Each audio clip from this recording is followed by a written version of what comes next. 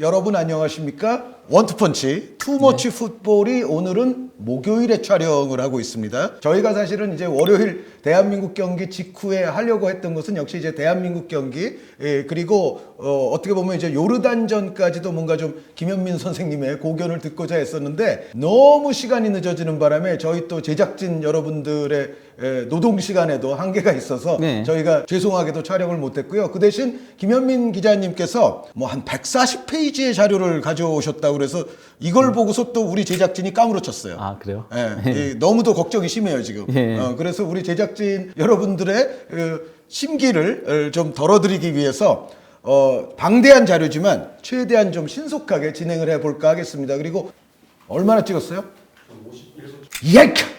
김현민 기자님이 가져오신 방대한 자료 역시도 이제 옵타에 바탕한다는 것을 말씀을 드리면서 또 옵타는 아시안컵을 어떻게 바라보고 있을까 여러분들의 또 많은 관심을 바라겠습니다. 저희는 이제 어디까지 본 상태에서 녹화를 하는 거냐면 카타르가 속한 A조의 두 번째 라운드까지 끝난 상황에서 저희 녹화는 이루어진다는 점을 염두에 두시고 또 시청을 하시면 더더욱 좋을 것 같습니다. 그룹 2의 순위는 일단은 요르단이 말레이시아에게 대승하는 바람에 1등으로 나섰어요. 예, 그냥 꼴득실에서 플러스 4로 이제 플러스 2에 한국에 앞서고 있는 거죠. 네. 양 팀 다 1승씩이니까 승점 3점으로 동률이고요. 바레인전 그 한국의 선발 명단을 보려고 하는데요. 뭐 평소대로 이제 그 4-4-2로 나왔고 다른 포지션에는 변화는 없긴 했습니다. 다만 이제 그 황희찬 선수가 부상으로 이제 1차전 아예 명단 제외가 됐었잖아요. 그러면서 이제 그 이재성 선수가 왼쪽 윙으로 선발 출전했습니다. 네, 그 교체는 뭐 예상했던 교체예요. 그러니까 황희찬 선수가 완벽하게 주전으로 또 자리를 확고하게 잡기 이전에는 이재성 선수가 선발 라인업에 계속 들어왔었기 때문에 어떻게 보면 그냥 클린스만호가 원래 하던 대로의 멤버였다라고 해도 과언이 아닐 것 같습니다. 그렇죠. 거기다가 이제 이재성 선수는 공격 쪽 어디서라도 결혼이 발생하면은 첫 번째 후보죠. 한국이 이길만한 경기긴 했어요. 뭐 그러니까 그 슈팅 숫자도 14대 9로 5개가 더 많았고 유효 슈팅도 5대 2였고 점유율은 무려 71대 29로 크게 앞섰습니다. 기대 득점은 한국이 2.06골. 그러니까 한국이 기대 득점보다는 한 골을 더 넣은 거죠. 그리고 바레인은 1.12골. 그러니까 바레인은 딱 기대 득점만큼 넣었다라고 할 수 있겠습니다. 거기다 코너킥에서도 한국이 4대 1로 앞섰고 빅찬스를 한국이 정말 많이 잡아냈어요. 그러니까 빅찬스 만들어낸 거 자체는 한국이 이번 아시안컵 1차 예선 팀들 중에서 가장 많았거든요. 그런데 빅찬스가 6인데도 기대 득점은 2밖에 안 되네요. 그거는 또 옵타의 계산법이 있겠죠? 그렇죠. 점유율에선 크게 앞섰으나 내용 그리고 결정력에서는 좀 아쉬웠던 1차전이라고 보여져요. 경기 시작하고 10분은 바레인이 도리어 한국을 압도했었습니다. 네, 저도 이제 중계를 하면서 불안한 시간대가 지나갔어요. 저 때가 이제 불안한 시간대였죠. 그러다가 이제 한국이 주도권을 가져오기 시작했고 그러면서 선제골까지 넣었는데요. 또 이제 후반 초반에 다시 한번 주도권을 내주면서 실점까지 연결이 됐거든요. 하지만은 이제 첫 교체 카드를 활용하고 나서는 한국이 이제 쉽게 경기를 가져갔다라고 할 수 있죠. 교체가 어쨌든 성공을 했다고 보여지는데 여기서 이제 우리가 주목해야 될 건 이건 것 같아요. 상대의 기대 위협 지수가 높아지는 순간, 그러니까 상대가 좀 도미넌트한 순간에는 대한민국도 꽤 위기를 맞이한다. 이것을 일단 바레인전에서 경험을 했습니다. 그렇죠. 상당히 흔들리는 장면들이 많았었죠. 그리고 이제 기대 득점 그래프를 놓고 보면요. 도리어 선제골 들어가기 전까지는 한국이 바레인한테 밀리고 있었어요. 그러다가 이제 선제골 넣으면서 다시 앞서갔는데 또 이제 동점골 허용하면서 또 붙었거든요. 한국과 바레인의 기대 득점 자체가. 하지만은 이제 첫 교체 카드를 쓰고 나서 곧바로 얼마 지나지 않아서 이강인 선수의 추가골이 나오면서 다시 한국이 앞서 나갔고 공격수 한 명을 빼면서 미드필더 숫자를 늘렸잖아요. 그러면서 4-3-3으로 전환하면서는 한국이 조금은 안정적으로 플레이를 할 수 있었다는 걸 확인할 수 있는 거죠. 네, 전체적으로 이제 공수 양면에서의 경기력이 우리가 정말 우리의 기대치보다는 좀 미흡한 점은 있었더라도 교체 카드 및 그 효용성은 상당히 성공적이었던 것 같아요. 그러니까 사실 그동안 이제 클린스만 감독 같은 경우는 쓰는 선수들을 계속 썼잖아요. 선발 라인업에. 이번 교체도 그런데 쓰는 선수들을 계속 써서 교체를 한 거죠. 주전과 비주전의 격차가 큰 게 아닌가라는 우려들이 있었는데 이번 경기에서는 교체 카드들이 정말 빛을 발하면서 야, 교체 카드들 믿고 써도 되겠다. 아니 도리어 주전으로까지 써야 되는 거 아닌가? 이런 생각까지 들게 만들었죠. 그거는 김현민 기자님의 의견이시죠? 예, 예. 그리고 그 얘기는 이제 뒤에 나올 겁니다. 먼저 그 한국이 이 경기에서 얼마나 제대로 경기를 플레이하지 못했는지는 첫 슈팅이 21분에서야 나왔다는 것부터 확인할 수 있는 거거든요. 네, 무려 21분. 네, 그마저도 김민재 선수가 상당히 많이 관여를 했어요. 시작부터 김승규 골키퍼의 패스를 받아서 드리블을 치고 가다가 패스를 연결해줬고, 또 이제 오른쪽에서 패스가 쭉 돌다가 김민재 선수가 다시 받아서 왼쪽 측면으로 내줬고, 이렇게 이제 패스가 주고받는 플레이들이 있다가 이제 이기재 선수가 전진 패스를 준 거를 이재성 선수가 크로스를 올렸고, 이를 황인범 선수가 헤딩 슈팅으로 가져갔으나 골대를 이건 크게 빗나갔었죠. 네, 뭔가 김민재 선수의 롤도 뭐 수비수 겸 후방 플레이메이커 비슷한 네. 롤을 실질적으로는 우리 대표팀에서 하고 있다는 것을 이 경기에서 다시 한번 입증했다는 생각입니다. 특히 이번 경기 같은 경우는 뭐 바레인도 이 경기에서 조금은 다르게 나왔어요. 사실 바레인이 그동안 4-4-2 포메이션을 한 번도 쓰지 않았거든요. 네. 근데 이 경기에서 4-4-2 포메이션을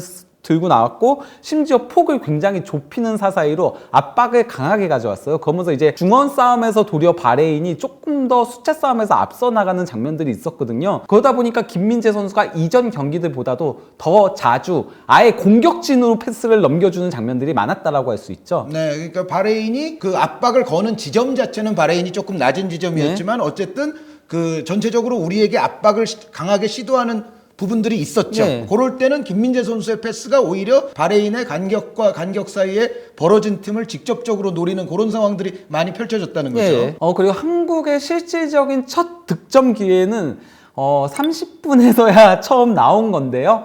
이거는 이제 박용우 선수가 커팅을 상당히 잘 해냈었죠. 그가 상대 위험 지역에서 커팅을 해내서 바로 패스를 연결해줬고, 이재성 선수가 이제 살짝 드리블 치고 가다가 크로스 올린 거를 조규성 선수가 슈팅으로 가져갔는데 이게 골대를 넘어갔죠. 네. 그리고 이제 이강인 선수와 김민재 선수의 공격이 한 35분이 지나면서부터 본격적으로 드러나기 시작을 했었는데요. 김민재 선수가 이제 패스를 준 거를 이제 설영우 선수가 전진 패스 줬고, 여기서 이제 이강인 선수가 환상적인 왼발 크로스를 올린 거를 이재성 선수가 왼발 슈팅을 가져갔으나 이게 조금 빗맞으면서 골대를 벗어나고 말았습니다. 네, 이 장면에서도 김민재 선수가 약간 뒤쪽에 있는 플레이메이커, 이강인 선수는 약간 측면 쪽에 있는 플레이메이커, 뭔가 네. 우리 대표팀의 더블 플레이메이커 같은 그런 분위기를 많이 연출을 하는데, 어찌됐건 저 두 선수가 같이 보일 적에 우리가 뭔가 좀 좋은 찬스가 나온다. 그리고 또 이제 선제골 같은 경우 김민재 선수의 환상적인 플레이에서 나왔는데요.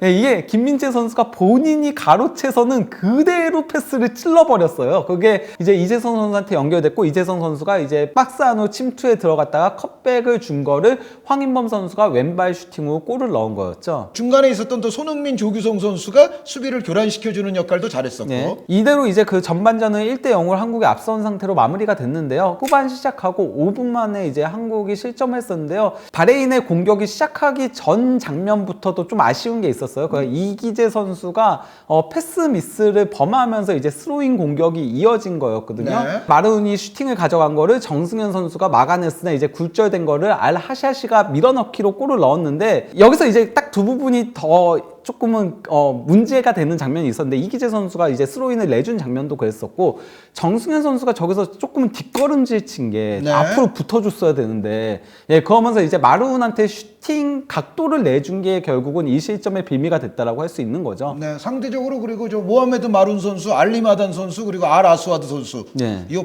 바레인도 요 선수들의 폼은 상당히 괜찮아 보였어요. 네, 특히 마르훈이 이 경기에서 바레인 선수들 중에선 가장 눈에 띄었죠. 네, 마룬 선수가 8번이죠. 네. 이런 가운데 이제 실점을 허용하자마자 한국은 이제 그 이기재 선수를 빼고 김태환 선수를 교체 출전시키면서 오른쪽 볼 빼고 나온 설영우 선수를 왼쪽으로 돌렸습니다. 그리고 이 교체는 어느 정도 적중을 했는데요. 일단 김태환 선수가 투입되면서 이강인 선수가 사실 그 전반전에는 사이드에 계속 붙어 있었어요. 네. 거의. 그러면 사이드를 밟고 다니면서 거의 크로스 셔틀에 가깝게 플레이를 했었거든요. 하지만은 김태환이 오버래핑을 들어와 주니까 이강인 선수도 자연스럽게 중앙으로 접고 들어오면서 하프 스페이스를 공략할 수 있게 되면서, 여기서부터 이제 이강인 선수의 드리블 돌파도 나오고 스루 패스도 나오고 직접 이제 골문 타격도 나오고 그런 장면들이 나왔다라고 할 수 있는 거죠. 네, 원래는 사실 이강인 선수랑 설영우 선수가 원래는 두 선수가 호흡이 잘 맞아요. 네. 아시안 게임도 같이 뛰고 그래가지고 네. 호흡이 잘 맞는데 이날은 전반전에는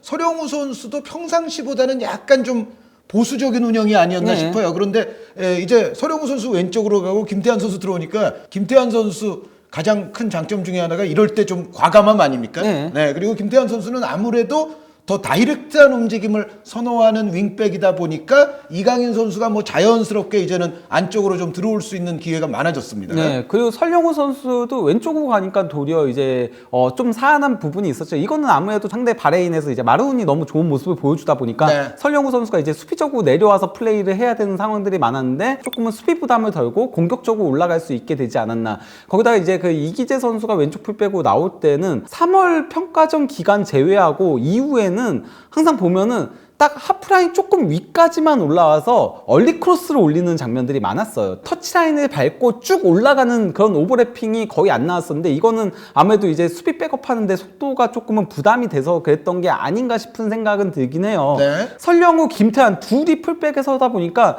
둘 다 이제 그 공격진까지 쭉 올라가 주니까 자연스럽게 윙들이 좁혀서 들어오면서 공격을 조금 더 자유롭게 가져갈 수 있는 그런 효과가 부수적으로 발생하고 사실 이 경기에서 한국이 공격폭이 전반전엔 굉장히 좁았었거든요. 네. 좁은 문제가 있었는데 풀백들이 올라가 주니까 폭도 넓어지게 된 거죠. 그러다 보니까 바레인도 촘촘하게 세웠던 사사이가 벌어질 수밖에 없고 그러면서 중앙에 공간도 나오기 시작했다라는 거죠. 우리가 실점을 했지만 바로 교체 효과는 그래도 나타나기 시작했다. 네.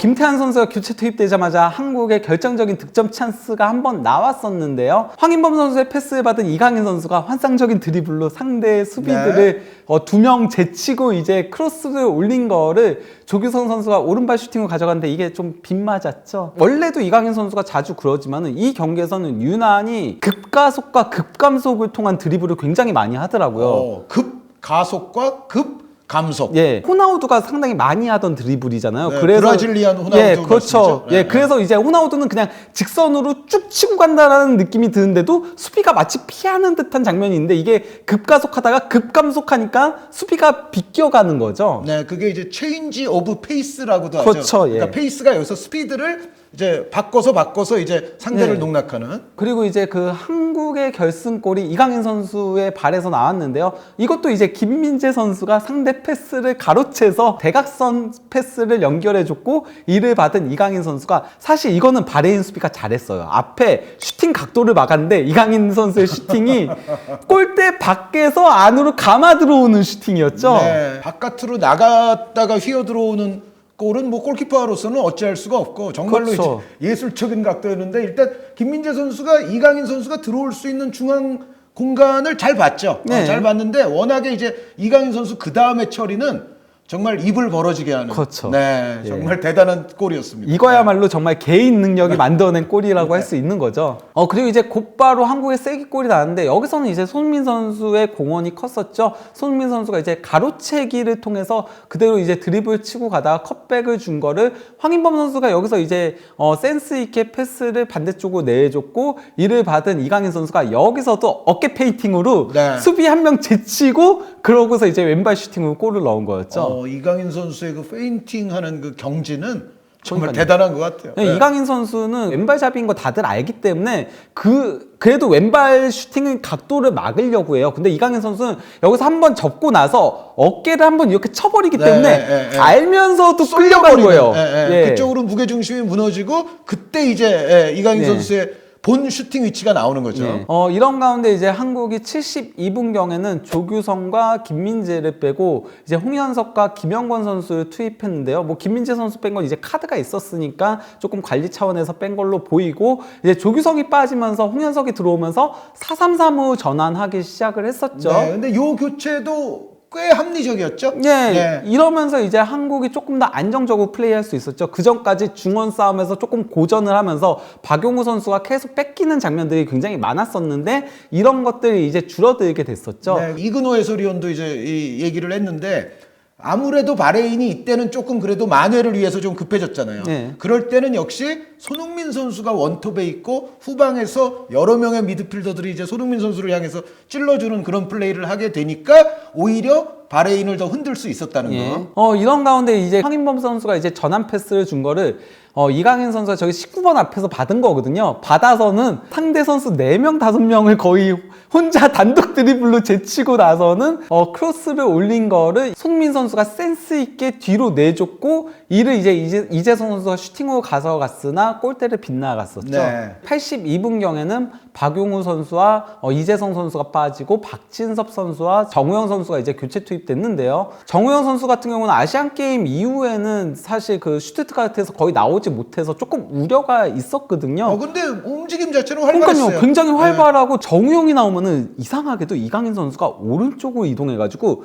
둘이서 조금 플레이하는 장면들이 은근 아시안 게임에서도 나왔는데 네. 이번 경기에서도 나왔습니다. 그리고 또 이제 그 87분경에 이강인 선수가 이번에는 왼쪽으로 이동을 해가지고 수루 패스를 찔러준 거를 손민 선수가 잡고 이제 접는 동작을 통해 슈팅을 가져갔는데 이것도 골대를 살짝 빗나갔습니다. 교체가 많아지면서 이제 홍현석 선수도 들어가고 우리 미드필더가 좀 숫자가 많아졌잖아요. 네. 그러면서 오히려 이강인 선수가 조금 더 프리해진 움직임을 또 가져가는 그런 장점도 생기는 것 같더라고요. 거기다가 이제 그 이선이 늘어나면서 거기서 이제 배급해주는 장면들이 많다 보니까 손민 선수가 그 전까지는 약간은 조금은 고립되는 장면들도 있고 했었는데 이때부터 도리어 침투에 들어가는 것들이 빛을 발하면서 그러면서 이제 그 이재성의 슈팅을 이끌어내기도 하고 본인이 위협적인 슈팅을 가져가기도 했던 거였죠. 네, 근데 이건 메이저 대회 이미 우리가 돌입을 했잖아요. 네. 근데 이 상황에서 클린스만 감독이든 혹은 뭐 다른 감독이든 여기서 뭔가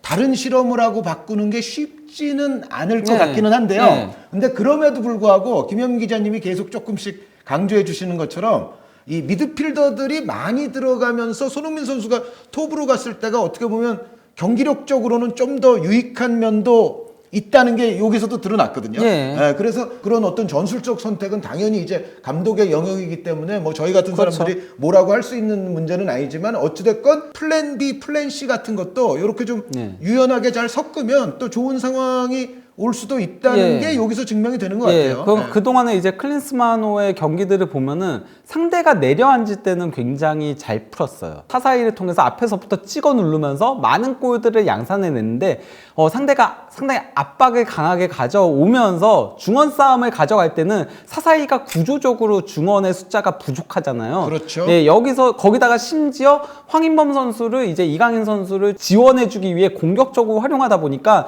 박용우 선수 혼자 남는 경우들이 너무 많거든요. 네. 좀 상대에 따라서 변화를 조금 가져갈 필요성은 있지 않나라는 생각은 들긴 했습니다. 네. 이건 이제 그 경기 끝나고 이제 공격 시퀀스 관여인 건데요.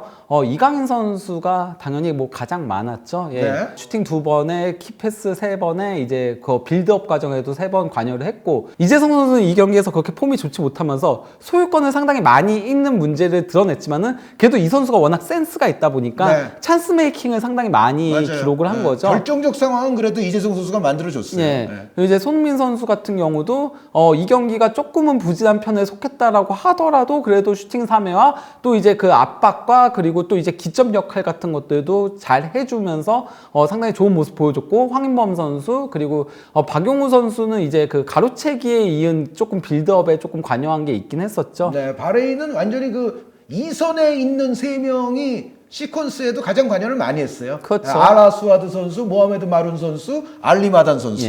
예. 이 경기는 사실 이강인 선수의 경기였습니다. 네. 예. 거의 뭐 각국 매체들에서도 다 이강인을 거의 메인으로 내세웠거든요. 이강인이 새로운 왕에 올랐다라는 식의 기사들이 굉장히 많이 나왔었는데요. 이야, 키패스 3개에다 빅찬스 메이킹 3개에다가 패스 정확도도 91%나 되고. 네. 크로스도 6번 시도해서 3번이면 50%인데 네네. 크로스는 30%만 나와도 높은 거거든요. 그리고 이제 슈팅 3번 중에 2번이 유효 슈팅이었고 그게 골로 연결됐고 드리블도 무려 12번을 시도해가지고 8번을 성공시켰습니다. 네, 저 지표를 보면은 확실히 이강인 선수는 못하는 게 없는 선수. 그렇죠. 그러니까 킥도 좋고 시야도 좋고 센스도 좋은데 드리블 돌파까지 되고. 네. 근데 또 골을 또 2개나 넣었으니까 뭐 골도 잘 넣고. 그렇죠. 그러니까 모든 지표에서 뛰어난 선수라는 것을 보여줬던 이강인이에요. 사실 빅찬스 3개 만들었으면은 한두 골 넣었어야 돼요. 그러니까 이강인 이외의 선수가 예, 그렇죠. 그 빅찬스를 받은 선수가. 그렇죠. 예. 그러다 보니까 이제 아스시에서는 네. 아예 극찬을 했습니다. 제목 자체가 이강인 폐하예요. 마제스티. 예. 예, 예. Your Majesty거든요. Majesty. 예, 저게 예, 예. 영어로 하면은 그 예, 예. 의미인데 이강인은 아시아 축구의 새로운 왕이다. 위대한 선수들만이 넣을 수 있는 골을 터뜨려 한국 팬들이 마음을 사로잡고 있다. 이강인이 가는 곳마다 모든 게 녹아내린다. 지팡이를 꺼내 마법을 부렸다. 멋진 중거리 슈팅으로 골을 넣었다. 역대 최고 선수 메시의 골을 연상시켰다. 개인 드리블과 치명적인 왼발 마무리로 멀티골을 완성했다. 이 역시 메시의 길을 따르는 또 하나의 장면이었다. 기사를 거의 무슨 서정시, 서사시 쓰시는 분 같은데요. 약간 근데 아스가 이런 기사들을 은근 써요. 그러면서 뭐 파리 생제르맹이 이번 여름에 영입한 거물급 선수 중 가장 주목받지 못했지만 지금까지 가장 큰 기여를 하고 있는 선수가 바로 이강인이다. 이강인은 그들의 새로운 메시다. 파리 생제르맹에게 그는 진정한 광맥이다. 이렇게 표현을 한 거죠. 네. 우리나라에서 저렇게 기사 쓰면 막상 욕 먹을 거. 그렇죠. 그것도 한국 선수에게 대해 이렇게 쓰면은 국뽕이라고 난리 나죠. 그리고 이제 그 소파스코어에서 1라운드 베스트 11을 선정을 했거든요. 여기서 이제 이강인 선수와 아피프 선수가 9.7점으로 가장 높은 평점을 받으면서 1라운드 최고의 선수에 선정이 됐습니다. 네, 아피프 선수도 그 첫 경기 카타르 레바논전을 지배한 선수라고 해도 과언이 그렇죠. 아니었으니까 아피프 선수 높은 거 당연하고 미나미노 선수가 또 멀티골을 그렇죠. 장렬시켰으니까 지금 평점이 높고 전체적으로 보면 우리와 상대할 알타마리 선수, 알마르디 선수가 여기 포함되어 있고 알아랍 선수까지 있네요. 수비진에. 그러니까 그렇죠. 요르단 선수들이 일단 많다는 거에 조금 주목을 해 보셔야 될 것 같고 고도스 선수가 이란에서 활약이 좋았었어요. 예, 네, 그렇죠. 제가 보기에도 예. 고도스 선수 좋았고 우리 황인범 선수 들어갔고 아슐마토프. 아슐마토프 선수는 우리 K리그 팬들이 또 상당히 사랑하는 선수가 들어가 있고 여기에 유명한 해리수타 선수 예, 들어가 그렇죠. 있고 칸마이 선수죠. 예. 네, 태국의 골키퍼 예. 칸마이 선수가 들어가 있으면서 전체적으로 이 소파스코어 선정 아시안컵 1라운드 베스트 11은 나름 일리가 있는데요. 네, 저는 뭐 잘 뽑힌 편에 속한다라고 생각합니다. 꽤 잘 뽑혔어요. 예. 그리고 이제 그 황인범 선수의 활약상도 빼놓을 수 없는데요. 황인범 선수가 이 경기에서 뭐 1골 1도움으로 2골에 직접적으로 관여하기도 했고요. 패스 성공률은 85%였고요. 볼터치 99회로 상당히 많이 가져갔고 롱패스도 9회 시도에서 5회 성공시켰으니까 높은 성공률을 기록했고 빅찬스도 한 번 만들었고 이제 슈팅 2번 중에 한 번이 유효 슈팅이었고 그게 골로 연결됐고 그리고 이제 수비적으로도 높은 영향력을 행사를 한 거죠. 그러면서 이제 그 가로채기가 3회 태클 1회, 그 파울도 2회를 기록한 데다가 또 본인이 파울을 3번 얻어내기도 했습니다. 네, 그러니까 골도 그렇고 뭐 지표상으로 봐도 이강인 선수와 더불어서 베스트 11 들어갈 한국 선수는 황인범이었다. 네. 네. 그리고 이제 뭐 히트맵을 보더라도 다 밟았죠. 아, 그렇죠. 그라운드에 다 밟았는데 그래도 기본적으로는 오른쪽 조금 위쪽에서 뛰긴 했습니다. 그리고 또 이제 김민재 선수의 활약상도 빼놓을 수 없는데요. 아, 그러고 보니까 근데 김민재 선수는 아까 베스트 11에 안 들어가는데 우리가 실점이 하나 있어서 그런가요? 그렇고 또 이제 교체 아웃됐잖아요. 아, 그러니까 90분을 뛰진 네. 않았다. 네. 네. 아무래도 이제 90분을 뛰지 않게 되면은 평점 같은 데서는 조금은 손해를 보게 되니까요. 네. 김민재 선수가 1도움을 기록했고 또 이제 선제골에도 기점이 됐잖아요. 그렇죠. 그건 사실 네. 저는 김민재 선수의 도움이라고 봐야 된다라고 생각을 하는데요. 그렇죠. 네. 김민재 0점 몇 도움 줘야 되지 않나요? 뭐 그렇죠. 그런 상황인 거죠. 예. 그게. 이번 시즌 내내 뭐 유럽 5대 리그 수비수들만이 아니고 전체 포지션에서 전진 패스 숫자가 가장 많아요. 경기당. 네, 그러니까 김민재 선수는 어떻게 보면 바이에른 뮌헨에서 하고 있는 플레이를 대한민국에서도 보여줬다. 네. 바이언에서 한 단계 더 발전한 부분이 바로 이제 스루 패스인 거죠. 네. 그리고 이제 손민 선수 얘기를 조금 하려고 하는데요. 손민 선수가 이 경기에서 조금 부진하긴 했지만은 그럼에도 손민 선수가 역할을 안 한 건 아니었거든요. 아, 그렇죠. 그러니까 예. 손흥민 선수가 워낙에 이제는 하도 유럽에서 골을 엄청나게 많이 쌓아놓은 선수이다 보니까 골이 없으면은 손흥민 선수가 저주한 것처럼 인식하는 거는 근데 저는 좀 문제가 있는 것 같아요. 네, 상대가 손민 선수한테 집중 견제가 들어오거든요. 예. 그러다 보니까 다른 선수들이 조금 더 편하게 플레이를 할 수 있는 부분들도 있고요. 안 그래도 저희가 지난번에도 이걸 소개를 시켜드렸는데 유럽 5대 리그 공격수들 중에서 가장 압박을 많이 하는 선수가 손흥민이다라고 얘기를 한 적이 있었고요. 그것도 유일하게 15회를 넘겼다라고 얘기를 했었고요. 수비 과정에서의 스프린트 횟수도 손흥민 선수가 최다거든요. 네. 이렇게 이제 그 압박에서 상당히 좋은 모습들을 손흥민 선수가 보여주다 보니까 결국 세 번째 골도 손흥민 선수가 압박에서 가로채서 드리블로 치고 가다가 그렇게 이제 이끌어내준 거죠. 기점 역할을 한 거죠. 네, 그러니까 올 시즌 유럽 유수의 리그들을 총합해서 총괄해서 볼 때 손흥민이 가장 압박이라든가 수비적인 스프린트를 많이 해주는 공격수라는 것을 염두에 두시고 손흥민 선수의 경기를 보시면 김민재 선수도 클럽에서 하던 거 그냥 대표팀에서 한다. 근데 손흥민 선수도 클럽에서 지금 이렇게 하고 있는데 대표팀에서도 이런 플레이를 한다는 걸 이런 거를 좀 연동시켜서 보시면 좋을 것 같아요. 예. 예. 그 이제 손흥민 선수가 뭐 골을 넣거나 도움을 기록하진 못했지만은 그 과정의 기여는 상당히 많이 했거든요. 거기서 이제 그 좋은 패스들이 연결이 되는 장면들이 있었는데 실제 그 손흥민 선수가 빅찬스 메이킹도 11회로 프리미어리그 전체 3위고요. 그리고 또 이제 스루 패스 성공률도 유럽 5대 리그 선수들 중에서 80%로 1위예요. 네, 빅찬스 크리에이티드가 리버풀 선수가 지금 1, 2등이잖아요. 네. 그럼 빅찬스 미스가 상당하다는 얘기죠. 그렇죠. 네, 어쨌든 그렇습니다. 네, 네. 지금 리버풀 얘기를 하는 시간은 아니기 때문에. 네. 이러다 보니까 이제 그 손흥민 선수의 그래프를 놓고 보면은 정말 그 대단한 부분들을 많이 확인할 수 있는데요. 손흥민 선수가 골에서 90%에 있는 건 당연한 거잖아요. 네. 근데 이제 슈팅은 62%밖에 되지 않아요. 그러니까 절반 정도밖에 되지 않는데 골을 그렇게 많이 넣고 있는 거고요.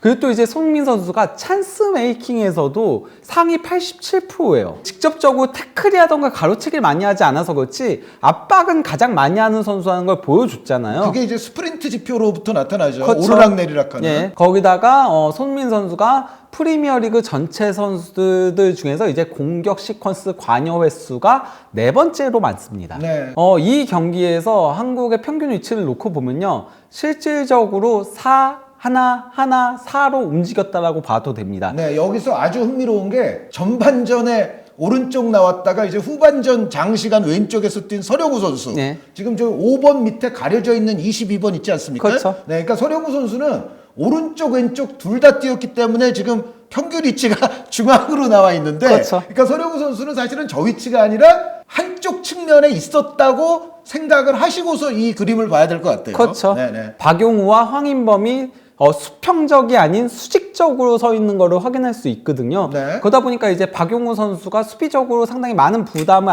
안아야 됐었고 거기서 이제 미스들이 좀 많이 나왔었죠. 거기서 이제 바레인의 위협적인 공격들이 많이 나오기도 했었고요. 네, 그러니까 우리 대표팀이 실제적으로 움직이는 걸 보면 4-1-1-4처럼 작동할 때가 많다. 이거는 사실은 상대의 압박에 걸려서 인터셉트 같은 걸 당하는 상황에서는 매우 위험하다. 그리고 요즘 그 현대 축구에서의 후방 빌드업 구조들과 비교하면은 숫자가 너무 부족하죠. 그러니까 보통 이제 3-2, 2-3으로 하는 팀도 있고 하기는 하지만 어쨌든 3-2 같은 형태는 후방에서의 이 도형 자체가 상당히 좀 안정적이죠. 네. 근데 4-1이 돼버리면은 요거는 그렇죠. 현대적 빌드업 구조에서는 좀 불안한 구조가 되죠. 횡패스 제외하고는 딱 한 명한테밖에 패스를 줄 수 없는 네, 거거든요. 선택지 자체가 적다는 거니까요. 예. 네, 거기다가 최근 들어서는 심지어 3-3까지도 가져가거든요. 그렇죠. 구조를. 네. 갈수록 그가 풀백들을 완전히 좁히고 그러면서 숫자를 더 늘려나가는 게 추세이기 때문에 이거는 약간은 조금은 불안하다라고 할 수 있는 거죠. 그러면은 이번에는 요르단에 대해서 조금 살펴보도록 하겠는데요. 요르단은 이제 그 말레이시아전에 3-4-2-1 포메이션을 들고 나왔습니다. 요번에 그 중동 팀들 중에서도 3백 기반으로 하는 팀들이 꽤 네. 많은 편인데 요르단도 그 중에 하나입니다. 그렇죠. 사실 이 팀 같은 경우는 알타마리를 어떻게든 살리는 형태로 전술 구조를 가져가고 있더라고요.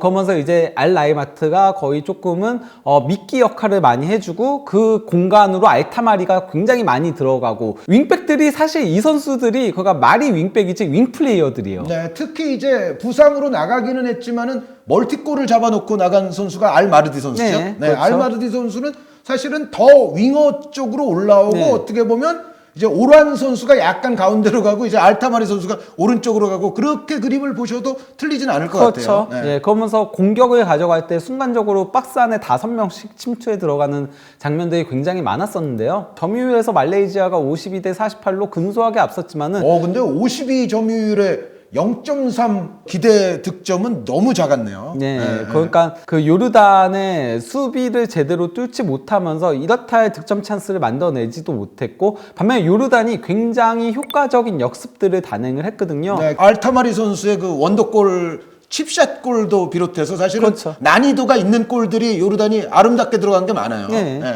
그래서 이제 공격 위협도 그래프를 놓고 보면은 이것만 놓고 보면 말레이시아도 선전했네라고 생각이 들 수밖에 없죠. 왜냐, 점유율은 그러니까 말레이시아가 가져갔으니까요. 하지만은 역습을 이제 그 요르단이 효과적으로 단행을 하면서 그러면서 역습할 때마다 골들을 잘 넣었다라고 할 수 있는 거고요. 근데 그 골이 잘 들어가는 이유 자체가 말레이시아랑 요르단이랑 냉정하게 비교했을 때 그 마무리 짓는 퀄리티 자체가 달라요. 네. 그러니까 요르단이 훨씬 더 좋은 선수들을 네. 앞쪽에 보유하고 있습니다. 그리고 요르단이 사실은 전반전에 3대 0까지 앞서 나가고 나서는 조금 힘을 뺀 것도 있었어요. 아, 그렇죠. 그러다 보니까 후반전은 거의 말레이시아가 공격을 주도한 거를 확인할 수 있는 거죠. 그리고 이제 공격 시퀀스 관여를 놓고 보면은 일단 뭐 중앙 미드필더인 알 라와데우가 상당히 많이 이제 공격에 관여를 한 장면이 있었고요. 또 이제 에이스인 타마리도 공격에 상당히 많이 관여를 했고요.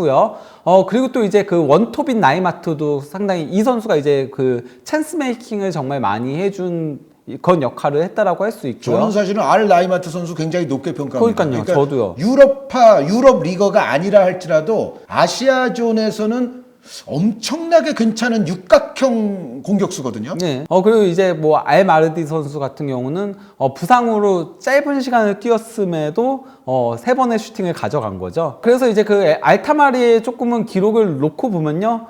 일단은 뭐 슈팅 3번 중에 2개를 유효 슈팅으로 가져가면서 2골을 넣었고요. 또 이제 드리블도 3번 시도를 했었고요. 그리고 이제 찬스 메이킹도 2회를 기록을 했습니다. 거기다 이 선수의 히트맵을 놓고 보면 확인할 수 있지만은 오른쪽 하프 스페이스와 이제 오른쪽 측면을 상당히 많이 오가는 그런 움직임을 가져간다라고 할 수 있는데, 이 지점은 한국의 왼쪽 측면 수비와 왼쪽 센터백 쪽과 이제 맞닥뜨린다라고 할 수 있는 거죠. 네, 어떻게 보면 이제 또 김민재 선수와도 알타마리 선수가 동선상으로는 많이 만날 수 있을 것 같은데, 이 몽펠리에 윙어와 이제 바이에른 뮌헨 수비수 간의 대결도 이 경기에서는 이제 굉장히 포인트가 될 것 같고, 그런데 여기 또 표시 안 되는 게 그 옵사이드 판정 때문에, 동료의 옵사이드 때문에 네. 취소된 골이 하나 있죠. 그렇죠, 네, 예. 그것도 사실 왼발 찰 때는 아주 엄청나게 잘 들어갔던 골이죠. 네. 근데 이제 나이마트를 저는 좀 주목을 해야 된다라고 생각을 하는데요. 네. 이 선수가 원톱인데 히트맵 보시면 아시겠지만은 정말 폭넓게 움직여요. 그렇죠. 네, 이 선수가 그러니까 수비를 끌고 나와요.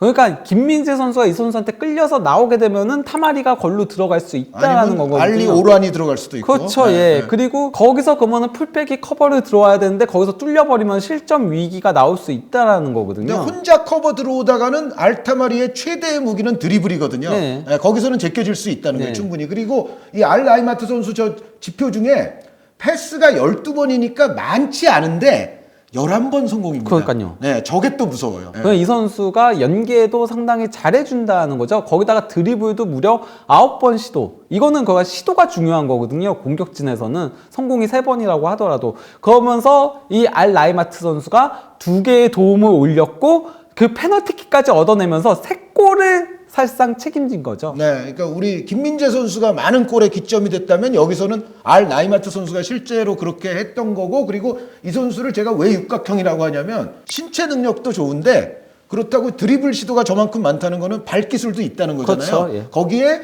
활동폭 넓고 주변 동료 연계 패스도 꽤 정확하고, 그리고 본인이 그럼 골을 전혀 못 넣느냐? 그게 아니에요. 그러니까 이 경기에서는 본인이 넣은 게 없어서 그런데 네. 사실 그 아시아존에서 경기할 때는 이 선수가 뭐 아크로바틱한 골도 넣고 본인도 골을 또 넣을 줄 아는 선수입니다. 그래서 전체적으로는 알 타마리 선수에게 너무 집중하다가 알 나이마트 선수의 움직임을 놓칠 경우에는 또 그거는 그것대로 문제가 될 수 있을 것이다라고 말씀을 드립니다. 김현민 기자님의 투머치한 대한민국과 요르단 얘기를 들어봤는데요. 마지막으로 우리 요르단전을 앞두고 이제 딱 한 말씀 해주신다면. 바레인전에는 조금 뭐 그러니까 이전 경기들보다는 아쉬운 장면들이 있었다라고 하지만은 이미 뭐 한국 선수들이 그렇게 얘기를 많이 했다라고 하더라고요. 그러니까 그 토너먼트에 맞춰서 준비를 하다 보니까 1차전에 굉장히 몸이 힘들기도 하고 했다라고 하더라고요. 근데 실제 뭐 우승에 도전하는 팀들은 그렇게 토너먼트를 맞춰서 컨디션을 끌어올리잖아요. 아, 또 조별리그 처음부터 너무 컨디션 좋잖아요. 네. 그러면 나중에 오히려 또 하락세가 와요. 그렇죠. 예. 이번 경기에서 드러냈던 문제점들은 어느 정도 개선하고 그러면서 요르단전에